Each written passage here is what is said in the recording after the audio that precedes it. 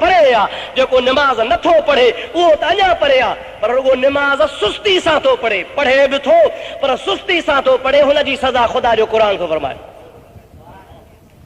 अल्लाह ताला फरमाए फवैलुल लिल मुसल्लीन अल्लज़ीना हुम अन सलातिहिम साहून उहे माण्हू जेके नमाज सुस्ती सां पढ़नि था अल्लाह पाक फरमाए तो मां उन्हनि जे लाइ वादी वयल वारी तैयार करे छॾी आहे उन वयल जे वादीअ में उन्हनि माण्हुनि खे विझंदुसि जेके माण्हू नमाज पढ़नि था पर सुस्तीअ सां बेनमाज़ी अञा परे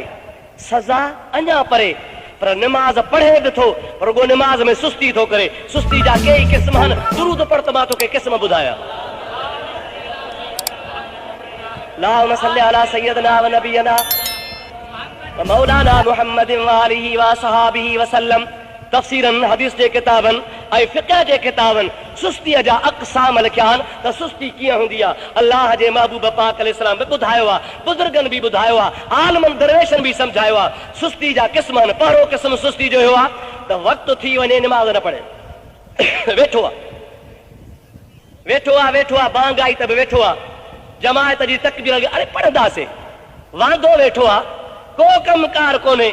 नमाज थी वई जमात थी वई पोइ आस्ते आस्ते ईंदो मरीज़नि वांगुरु ख़ैर जो ॾंदड़ पियो कंदो खोटींदो पियो कन पियो हेॾे होॾे वाजाईंदो अची ख़ैर जो वुज़ू कयो न कयो जहिड़ो पंहिंजे मुंहुं टकरायूं हलियो वेंदो इहो बि क़िस्म नमाज जे सुस्ती जो आहे जो जमात सां नमाज नथो अदा करे जमात सां अल्लाह ताला क़ुरान पाक में हुकुम फरमायो अक़ीमुस सलात व आतुज़ ज़कात वरकऊ मअर राकिईन नमाज क़ाइम कयो ज़कात ॾियो ऐं रुकू कंदड़नि सां गॾिजी रुकू कयो माना बा जमात नमाज पढ़ो अल्लाह जमात सां नमाज जो हुकुम कयो आहे ही जमात सां न पढ़े पढ़े बि थो अचे बि थो मस्जिद में बि अचे थो पर इहो आहे साहून में शुमार आहे सुस्ती कंदड़ में शुमार आहे अल्लाह ताला जी ज़ात बाबरकात फरमाए थो त इन शख़्स जे मथां बि मां सज़ा अया रखी आहे त वयल वादी में हिनखे विधो वेंदो ॿियो क़िस्म सुस्तीअ जो पढ़े टाइम ते थो वक़्त ते नमाज़ पढ़े थो पर सजदा ऐं रुकू ईअं थो करे जहिड़ो कुकड़ थो बाजरी चुगे कुकड़ खे ठूंगा हणंदे ॾिठो अथव भा ॿियो सजदो कंदो ज़मीन ते अल्लाह पाक जो हुकुम आहे त सजदो करे वरी मथे उथी बाक़ाइदे ईअं वेहो जो तुंहिंजी पूरी जान करार वठे पर हे उते जो उते हथ बि खुता पिया आहिनि गोॾा बि खुता पिया आहिनि निराड़ ज़मीन ते लॻो पियो आहे रुगो थोरो हीअं मथे खे मथे करे वरी ठका हणे कराए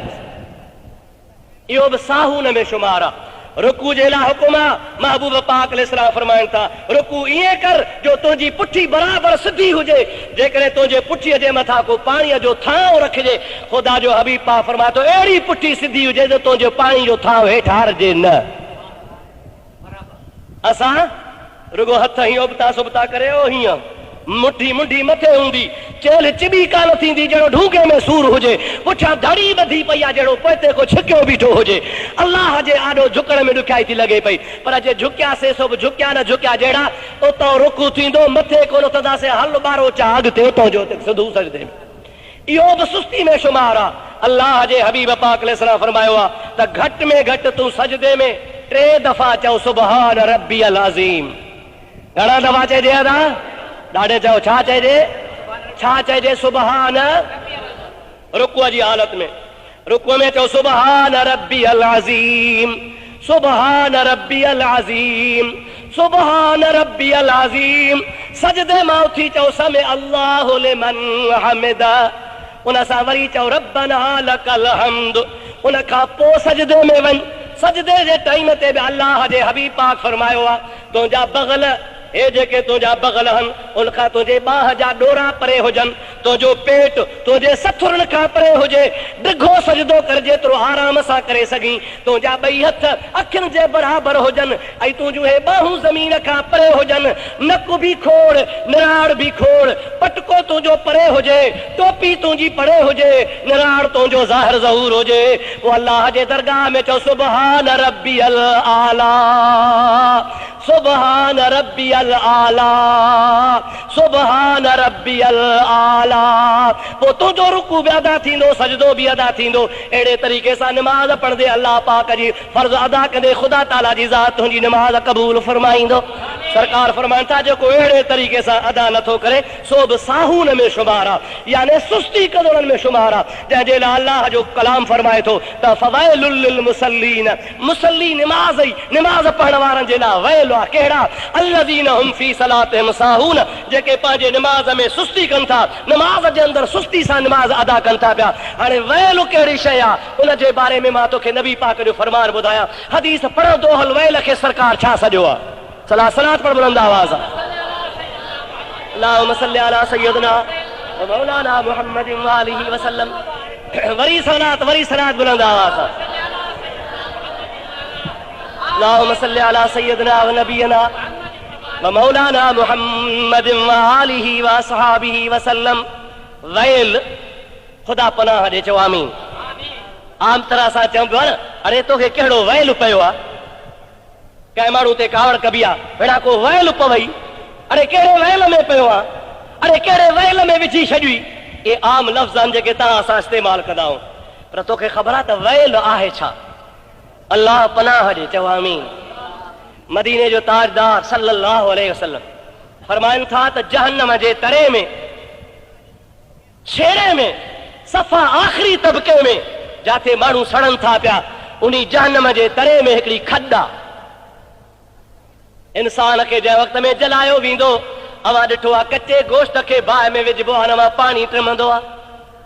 नबी पाक अलैहिस्सलाम फरमाइनि था दोज़खी, ज़ानी, शराबी, बेनमाज़ी, बेहया, चोर, लफंगा, गद हराम खाइण वारा, शराब नोश, व्याज खोर जंहिं वक़्त में जहन्नम में जलाया वेंदा, पोइ हुननि जे गोश्त मां पूं निकिरंदी, हुननि जे गोश्त मां रत निकिरंदी, हुननि जे गोश्त मां गंदो पाणी निकिरंदो। एतिरो त पाणी घणे तादाद में हूंदो, नबी पाक फरमाइनि था उहो पाणी हेठि गॾु थी करे दरिया जी शक्ल में थी वहंदो, वादीअ जे सूरत में थी वहंदो, जीअं ढंढ वहंदी आहे, ढोरो वहंदो आहे, पाणीअ जो चङो भलो वाह वहंदो आहे। अल्लाह जो हबीब फरमाए थो उहो जहन्नम जे जिस्म जो पाणी जेको बाहि साड़े ढूंढ वारो पाणी, गंदो पाणी, पूए वारो हूंदो, उहो हेठां वहंदो ऐं वरी उन वयल वादी जे हेठां ॿियो दोज़ख हूंदो। नबी पाक फरमाइनि था उन पाणीअ खे उहो दोज़ख ईअं टचकाईंदो जीअं कुंडे में पाणी टचकंदो आहे। सरवरे कायनात अलैहिस्सलाम जी ज़ात बाबरकात इरशाद फरमाइनि था उन वादीअ जो नालो आहे वैल, जेका ढूंढ वारी, पूए वारी, रत वारी, किन्ने पाणी वारी, जहन्नम जे पेशाब काकूस वारी, गंदगीअ वारी, गंदे पाणीअ जी भरियल, जंहिंखे हेठां दोज़ख सां टचकायो वेंदो, ईअं उभरंदी जीअं कुंडे में पाणी उभरंदो आहे। अल्लाह पाक जी ज़ात बाबरकात फरमाए थो बेनमाज़ी न, बल्कि जेके निमाज़ में सुस्ती कंदा हूंदा, फवैलुल लिल मुसल्लीन अल्लज़ीन हुम अन सलातिहिम साहून। क़ुरान तो फरमाए थो निमाज़ में सुस्ती करण वारनि खे अल्लाह ताला जी ज़ात बाबरकात न वैल वादीअ जे अंदरि पाणीअ में टसकाईंदो। कहिड़ो हाल थींदो अदा,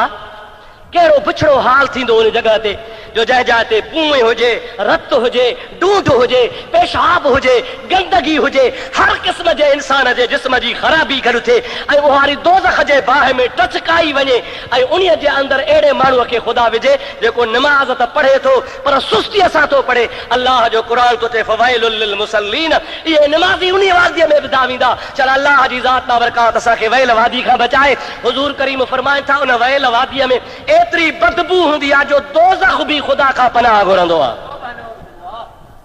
समझ में ॻाल्हि कान आई? उहा वैल वादी में